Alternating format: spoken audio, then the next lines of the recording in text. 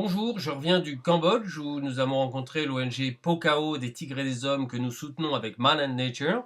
Un très très beau projet, des vraies implications de terrain de Véronique et de son équipe, un vrai travail de fond de conservation de la nature, d'une nature fantastique là-bas, qui va se faire parce que il y a des communautés locales qui sont là face à la problématique, des pressions assez difficiles. euh, Par des trafiquants chinois, du commerce qui ne cherchent pas obligatoirement la durabilité.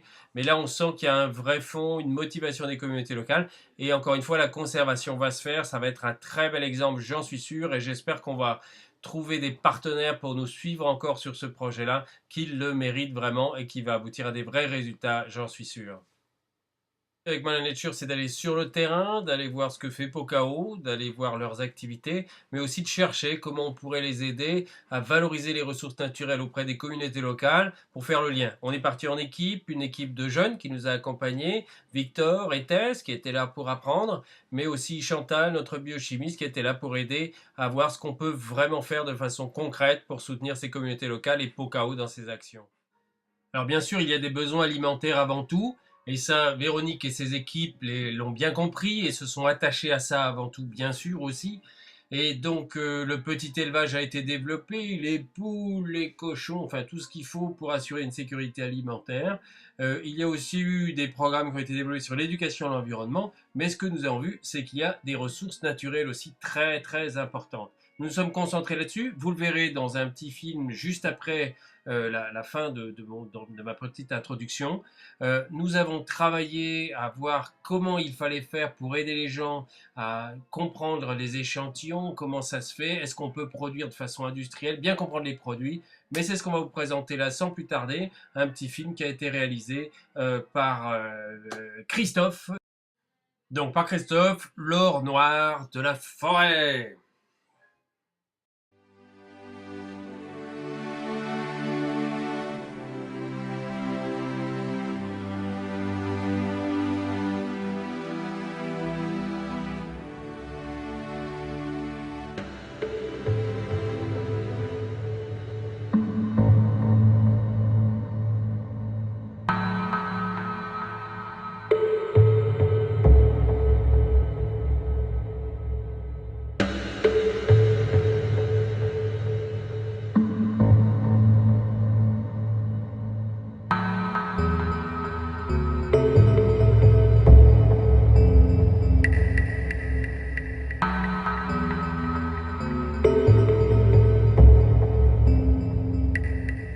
Dans le nord-est du Cambodge se trouve une forêt exceptionnelle au centre d'une zone protégée qui s'étend sur 56 000 hectares, située non loin des frontières avec le Laos et le Vietnam.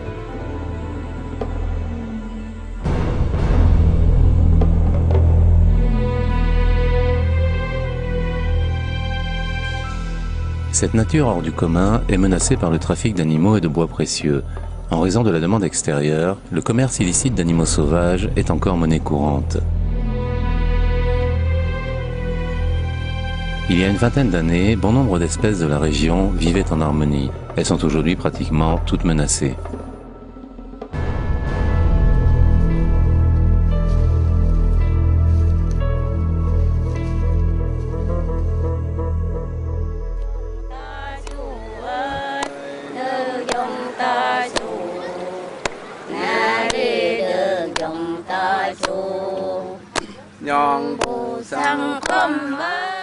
Les minorités ethniques de ces lointaines contrées ont vécu de tout temps en symbiose avec la grande forêt. Ils en connaissent parfaitement les ressources et les secrets. Isolés dans cette nature lointaine et victimes des pressions extérieures, ce sont eux qui fournissent ces trafiquants, mais rares sont les habitants de la forêt qui en retirent les bénéfices.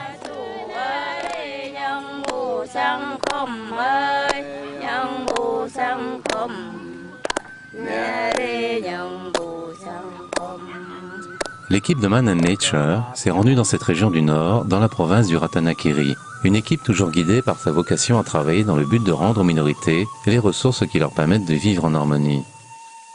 Ils sont accompagnés par l'ONG Pokao, des Tigres et des Hommes, créée par deux Françaises et qui travaille depuis 10 ans avec les populations locales dans cette région extrêmement difficile d'accès.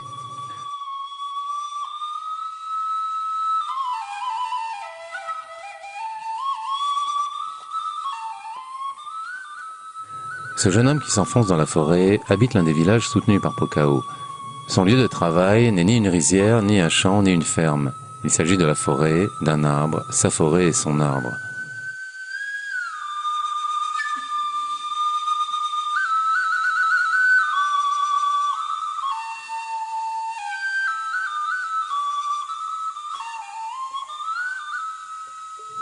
Il vient collecter la résine du Dipterocarpus, un arbre abondant sur ces plateaux forestiers et dont l'exploitation fait appel à des techniques bien particulières, peu familières aux Occidentaux.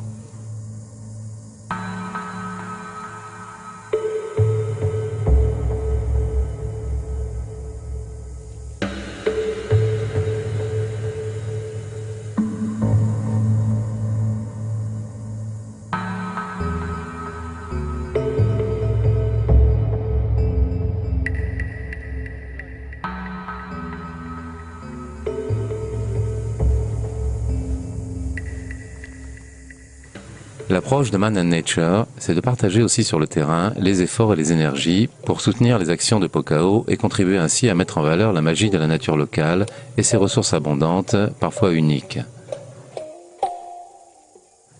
Les forêts, jungles et milieux naturels de tous les continents ont besoin d'aide pour se développer dans le respect mutuel de l'homme et de la nature. De nos jours, hommes et femmes du Sud travaillent ensemble dans cette perspective. Parallèlement, au nord, des acteurs du développement s'engagent dans des approches plus respectueuses des cultures locales et des ressources naturelles. Chantal est une jeune biochimiste de Madagascar, venue spécialement accompagner les équipes de Man and Nature et Pokao à la découverte de cette fameuse résine. C'est elle qui référencera les échantillons, les analysera et suggérera des méthodes de collecte, voire de transformation pour une utilisation plus équitable de la précieuse résine, actuellement vendue en vrac avec quasiment aucune valeur ajoutée. L'organisation de la filière, en respectant les critères essentiels d'une extraction de qualité, nécessite alors de substantiels efforts de travail et une attention toute particulière.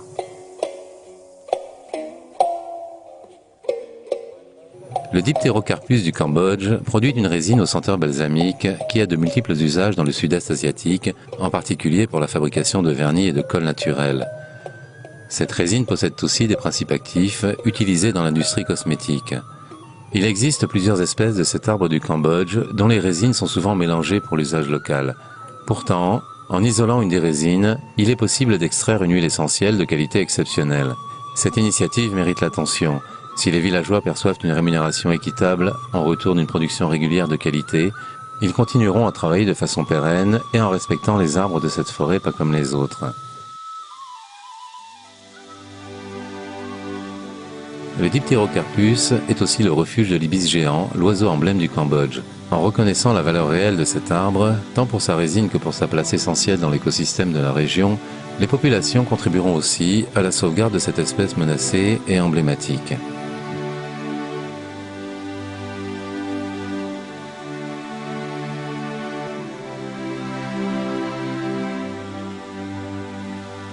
D'autres plantes, possédant souvent des vertus médicinales, existent dans la forêt cambodgienne et en particulier dans cette zone de biodiversité exceptionnelle. Le potentiel de ces plantes auxquelles les populations attribuent des pouvoirs magiques ne pourra être mis en valeur de façon efficace qu'avec un respect profond pour l'homme et pour la nature qui l'entoure.